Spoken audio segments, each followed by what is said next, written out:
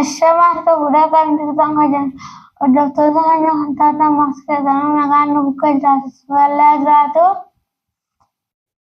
Arraan kana deebi'ee dhufee jira. Warri koomentii jalatti yaada gaarii barreessitanii koomentii keessa ilaalan ture. Kanaaf obboleewwan keenya ani isheen hojjedhu qasadeen hojjedha. Isinis baay'ee cannaqamtanii koomentii jalatti kanaafuu cannaqaminaa anis yaada kootiran hojjedha. Ani abiddi isin gubu qasadeen hojjedha waan ta'eef kanaaf obboleewwan keenya irraa isinii dhufe hawwiin gargaaruun dirqama natti ta'e. Ashama harka fuudhee akkam jirtan hordoftoota chaanaala keenyaa kan taatan marti keessanuu nagaa rabbii lafaaf iddoo jirtanitti isiniif haa baay'atu akkam turtan akkam sa'a kana keessanii nuti nagaa guutuurraaf haa qabnaa nageenya nu bukkee ture isin birallee haa jiraatu isiniin jechaati. Egaa obboleewwan kiyyaa akkuma viidiyoo jalqaba irratti argitanii inni isiniif deebise kana dhugaa dubbachuuf koomentii keessa ilaalee baay'ee tokkoon isin galateeffachuu barbaada galatooma maaliifi sirriidha bakka sana bu'ee gaafa ilaalu namoonni tokko akka yaada keessanitti nama dhiphisa maaliifi yeroo akkasitti ilaaltanii tokkoffaa daa'ima waan ta'eef miidhaan adda addaa waanuma irra gahu isinitti fakkaata anas osoo ta'e nan jedha waanuma jedhamuu qabudha jechuudha. Kanaaf anis jaaladhee kaayyamee fi itti gadhiisee miti. Yeroo baay'ee jechuudha hin beeku bakka koo kana namoonni jirtan tarii hubachuu dandeessanii na dursee hirriibaa ka'eeti kan inni hojjetu yeroo baay'ee jechuudha. Ani immoo halkan hirriibni baay'ee na qabaan jiru baay'ee tokko siqaa itti kan jiru jechuudha. Maaliif akka ta'e hin beeku waaqayyoof ifa. Doktorotas gizeen gaafadhe immoo wayii na dhoksanii beekatii na shawwadanii waan isaa wanti hin bareen jiru. Maaliif jennaanii namoonni tokko akkanaan jedhetti xiyyaata xaabiyaa yoo ta'e sitti himuu dhiisuu danda'u sin ayyamamuusi wayii dhumarra jala gaachee sitti himuu danda'u. Gilli yoo ta'e garuu ji'a shanittuu sitti himuu danda'u naan jedhanii turanii. Maaliifi maazarii kooti nama maalan jedheenii hirriiba na dhowwaa halkan irra ka'uun jedhee cinaacha lamaaniin iyyuu ciisuu hin danda'u kasennaanii tarii karaa keenyas karaa zarii keenyattis hin jira. Warri sayaasiitirraanis immoo hin jira akkuma jetti tarii lama ta'a laata waan akkas jedhu faanaan jettee na sodaachisaa turte jechuudha. Hin beeku ta'ennaanis uumaa miti waaqayyoon waan hundumaa waan fedha isaa raawwatu kan rabbiin jedhe wanti hundumtuu wanti tokko wanti duubatti deebi'u hin jiru sababa ta'eef jechuudha. Kanaaf maal isin jechuu barbaadeetanii halkan hin rafu ganama gara barii yookaan immoo guyyaa yoon akka chaansii argadhee bakka caacaataan hin jirre sa'aatii tokkoof rafee hirriibni sa'aatii tokkootu naaf gahaadha jechuudha. Malee halkan tasuma hirriibni hin qabu jechuudha.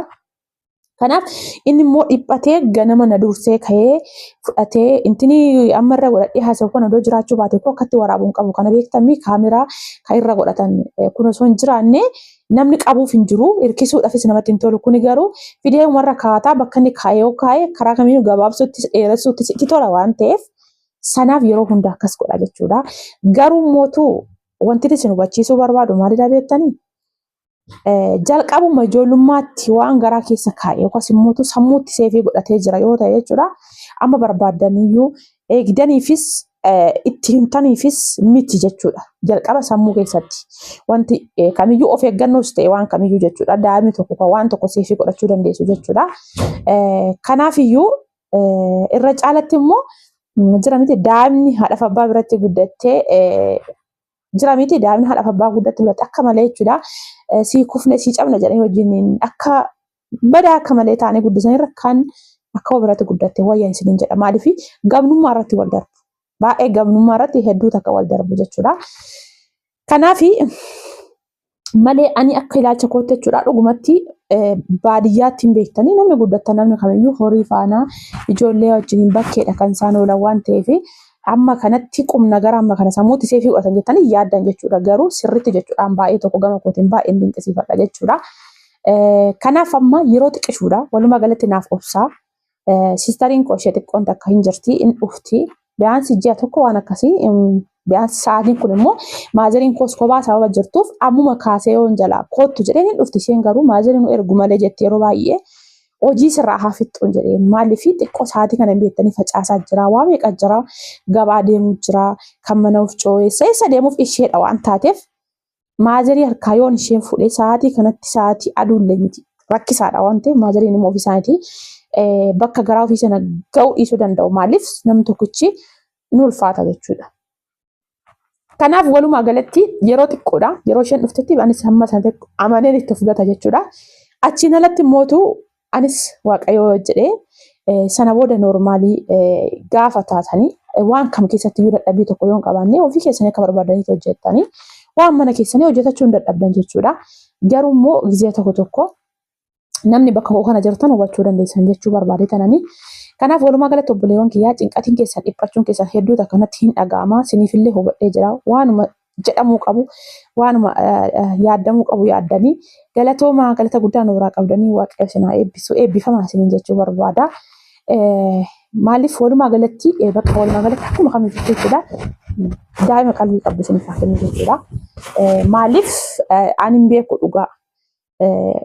Xiqqoodha gaafa hanga ishee biraa deemu jechuudha. Xiqqoo jechuun waggaa lamaaf ji'a jaha jechuun baay'ee ulfaataadha yeroo sanatti.